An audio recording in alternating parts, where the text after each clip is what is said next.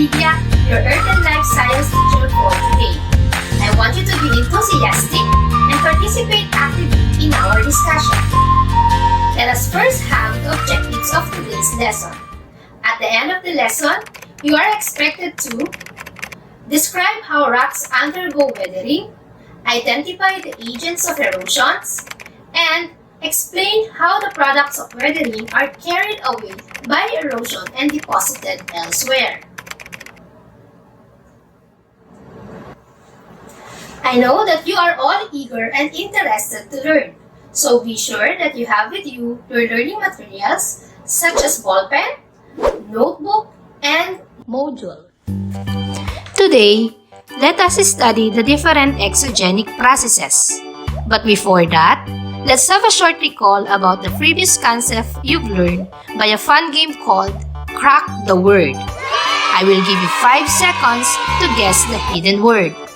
Unscramble the jumbled letters to identify the word using the definition that will be given to you. Are you ready? Let's begin. For the first jumbled letter word, it is a naturally occurring aggregate of one more minerals. Your timer starts now.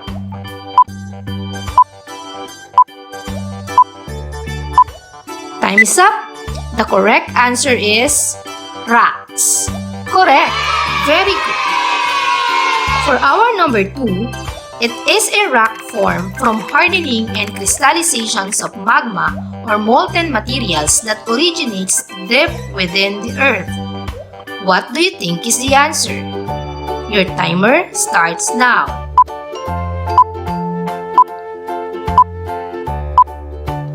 Time is up. The correct answer is igneous. Good job! For the third word, it is a rock that provides information about surface conditions that existed in the Earth past. What is your answer? Your timer starts now.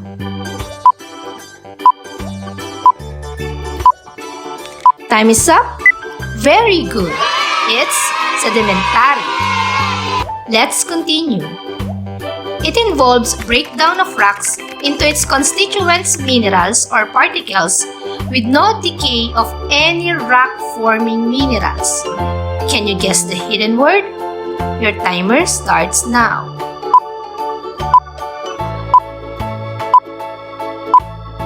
Time is up. The correct answer is disintegration. Very good. For the last word, it is rotting or decaying of organic materials such as plant and animals remains. Your timer starts now.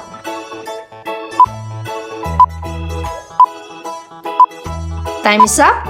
The correct answer is decomposition. Well done, class! I think you are now ready and excited to our new lesson. Right, class? What are exogenic processes? To answer this question, let us have a simple activity. In this activity, we will be revealing terms which will lead us to our lesson for today. Let us have again a word game, and I think you are familiar with this. It is called 4 pics, 1 word. Am I right, class? Kindly click the like react if you are familiar with the game. Wow! I could see a lot of like react from you. I think you are now ready for our 4 pics, 1 word game. Right? In this activity, we will be revealing terms which will lead us to our lesson for today. So what are you going to do? You're going to determine the words by analyzing the 4 pictures in a given puzzle. You will be given 5 seconds to guess the word. Are you ready? Yes! Okay, let's begin. Number 1 puzzle. We have rainy day, sunny day, windy day, and a hand with a ring. Can you guess the puzzle? Type your answers in our chat box. Your 5 seconds starts now. Time is up. The answer is weathering. Very good. Next puzzle is We have a picture of Eros, god of love in Greek religion, a particle, atom, or molecules with net electrical charge, a barren mountain, and a water flows over rocks and soil. Kindly comment your answers in our chat box. Your 5 seconds starts now.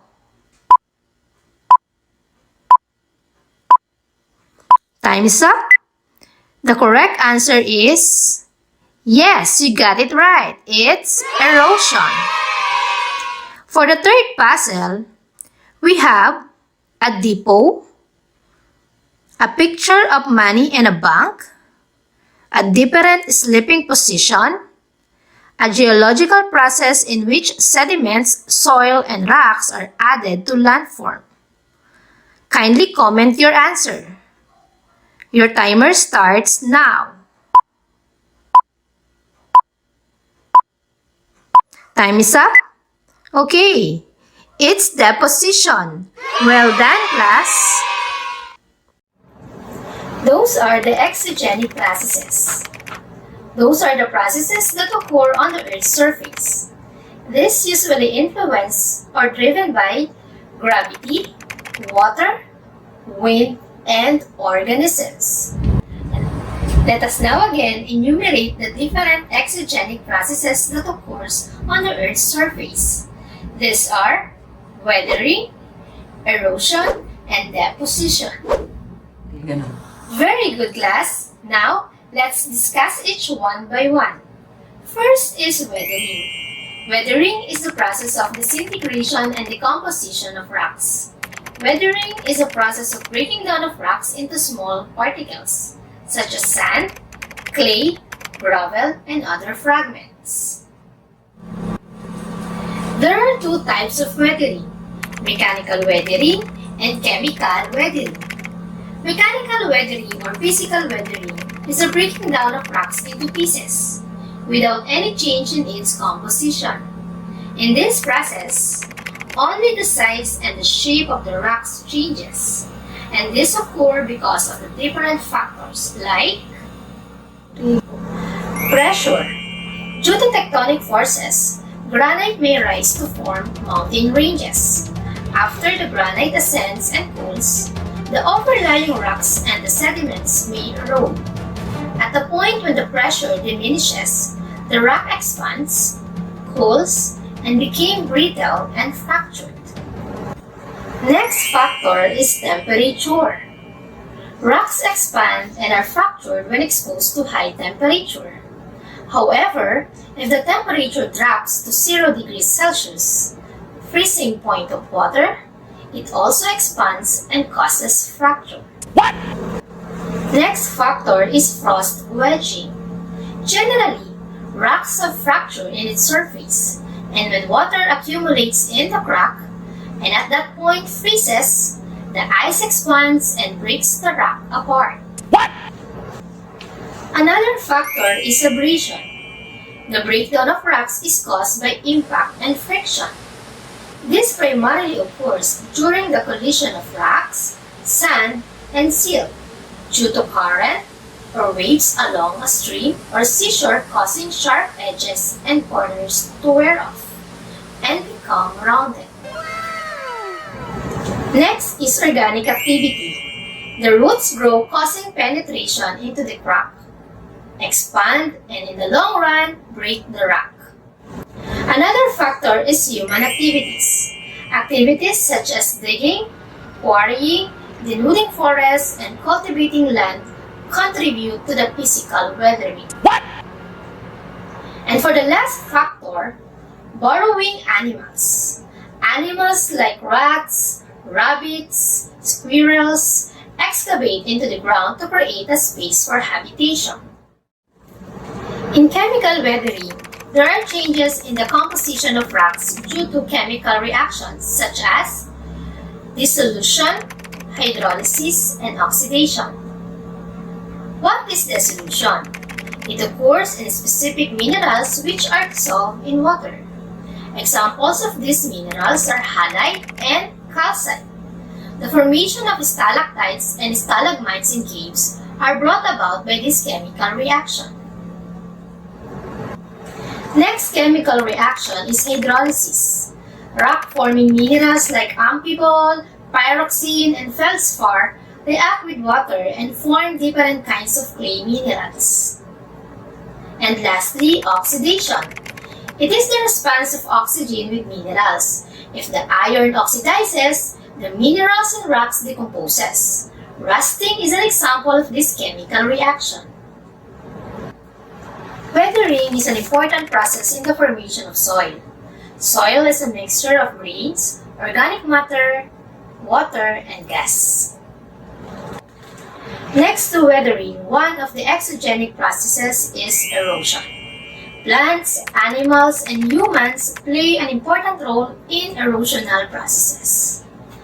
Erosion is the process when rock particles are removed from one place to another.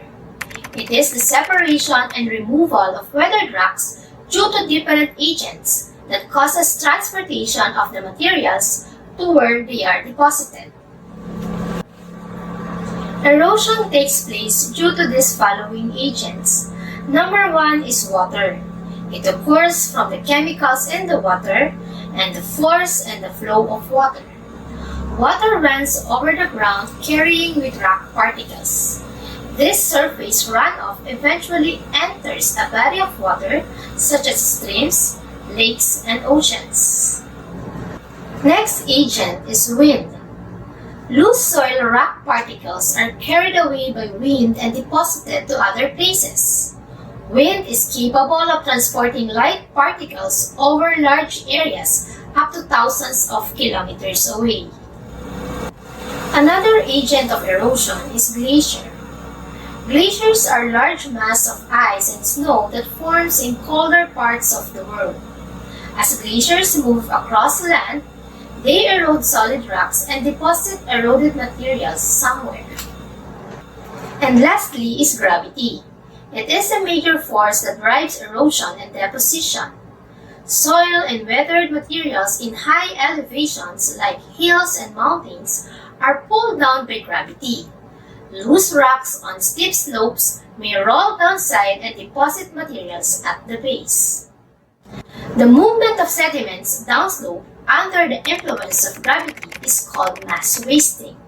Examples of these are fall, slide, avalanche, and flow. On the other hand, the last exogenic process is deposition. Deposition is a process in which the weathered materials carried out by erosion settle down in a particular location. It is the geologic process in which sediments, soil, and rocks are added to a landform or landmass. Earth's surface is covered by rocks. These rocks undergo series of geological processes known as exogenic processes, which includes weathering, erosion, and deposition. But how are these three processes connected to each other? To answer that question, join me to do the experiment. Let's go! For this experiment, we will need a sheet pan, a damp sand, a towel, a straw, a watering can, and a pitcher of water. First, I'll prop up one side of our sheet pan so that it forms a shallow slope, and I'll place a towel here at the bottom to catch any runoff. Now, we'll start building up our land on the raised side of the pan using our damp sand. You can make it any shape with hills or valleys. Make sure to keep it on the top of the pan. Okay, that looks good. Then create a narrow river bed down the center of the land by pulling your finger through the sand from top to bottom. Okay, we're ready for the next part now. Watch closely as I pour some water here at the top of the pan. See how it looks like a river flowing through a riverbed. Can you see how the water is breaking down our sand riverbanks? This is an example of weathering. Remember that weathering is the breaking down of rocks. Now, look at the water running towards the bottom of our pan. Do you see how it's carrying little pieces of sand with it as it flows? This is an example of erosion. The process of erosion carries the broken pieces of rock and the sand away. What do you see at the bottom of our tray now? Some of the particles was carried down our sheet pan and was deposited here at the bottom. This process is called deposition. Remember that weathering breaks the sediments, erosion takes the sediments, and deposition drops the sediments in a new place. Can you think of another ways that rocks are weathered? I'm going to use the straw to weather our sand using the power of wind. Do you see that? When I blew the air, Wow! our sand formation broke down from weathering. The air carried away the sand fragments through erosion and the sand settled somewhere else through deposition. Now, let's simulate the rainfall using this watering can and see how that affects our land. What's happening where the rain is falling? Can you see the same process of weathering, erosion, and deposition? Yes!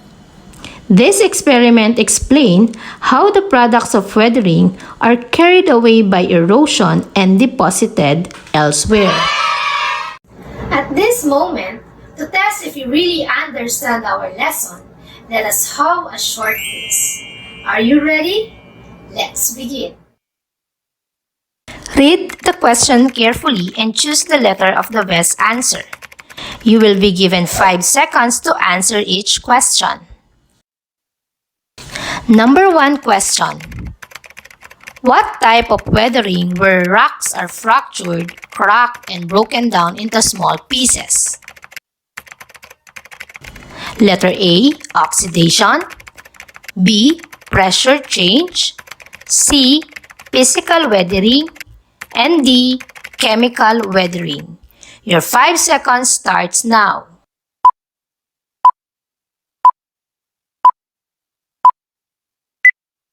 Time is up.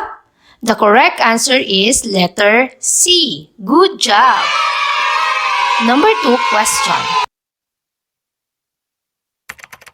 Which of the following is an example of oxidation? Letter A, rusting.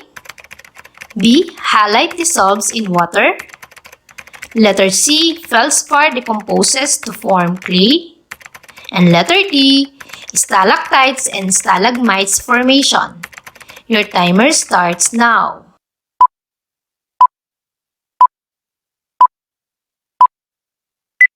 Time is up. The correct answer is letter A. Good job! Number 3 question. It is the removal and the transport of weathered material from one place to another. Letter A, erosion. Letter B, deposition. Letter C, weathering. And letter D, sublimation. Your timer starts now.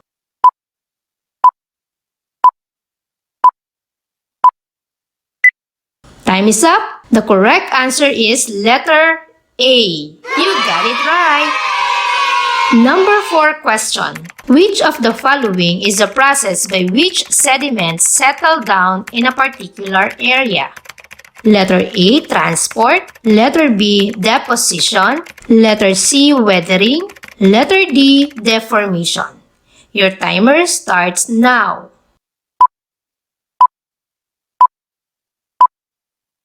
Time is up. The correct answer is letter B. OSA. Number 5 question. Which of the following diagram is true about exogenic processes? Letter A, weathering, erosion, deposition. Letter B, erosion, weathering, deposition. Letter C, deposition, erosion, then weathering. And letter D, erosion followed by deposition, then weathering. Your timer starts now.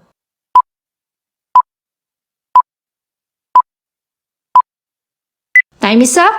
The correct answer is letter A. Great job! I'm sure you are now ready to answer the activities in your modules. Remember, you have to read and understand the instructions in your weekly home learning plan. That's all for today, class. Congratulations! You all did great today. It is really a amazing experience with you. I hope you enjoy our lesson for today. Again, I am Teacher Len, saying thank you for watching and see you next time. Goodbye! Preview.